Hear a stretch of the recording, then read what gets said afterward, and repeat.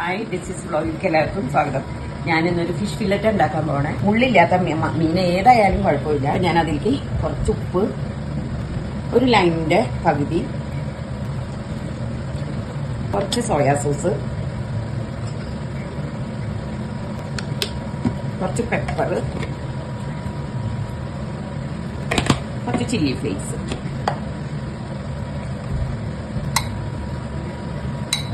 ഈ മാരിനേഷൻ കഴിഞ്ഞത് കുറച്ച് നേരം വെക്കാം. ഒരു എഗ്ഗ് ബീറ്റ് ചെയ്തിട്ടുണ്ട്, കുറച്ച് മൈദ, കുറച്ച് ബ്രെഡ് ക്രംസ്, ഒരു സോസ് വേണം.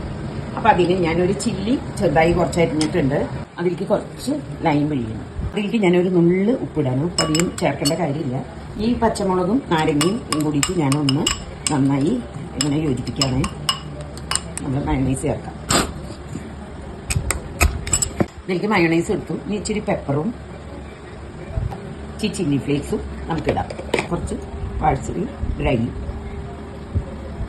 അപ്പം നമ്മൾ ഇത് മാരിനേറ്റ് ചെയ്ത് വെച്ചാണ്. ഇതിപ്പോൾ നമ്മൾ ആദ്യം ഒരു പീസ് എടുക്കുക. നമ്മൾ മൈദയിലൊന്ന് ജസ്റ്റ് ഒന്ന് ഡിപ്പ് ചെയ്യുക. എന്നിട്ട് എഗ്ഗിൽ മുക്കുക. ബ്രെഡ് ക്രംസിൽ ഇടാം. അങ്ങനെ ഇതെല്ലാം നമുക്ക് അങ്ങനെ ചെയ്ത് ഓയിലിൽ വറുത്തെടുക്കണം. ചൂടായി ഇപ്പം ഞാനിത് ഓരോന്ന് ബ്രെഡ് ക്രംസിൽ മുക്കി ഇടാൻ പോവാണ്.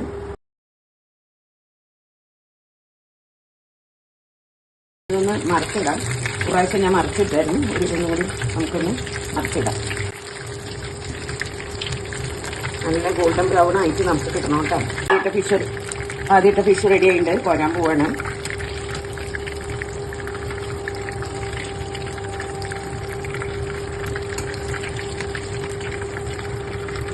വളരെ സ്വാദിഷ്ടമായ ഫിഷ് ഫില്ലറ്റ് ശരിയാണ് റെഡി ആയിട്ട്.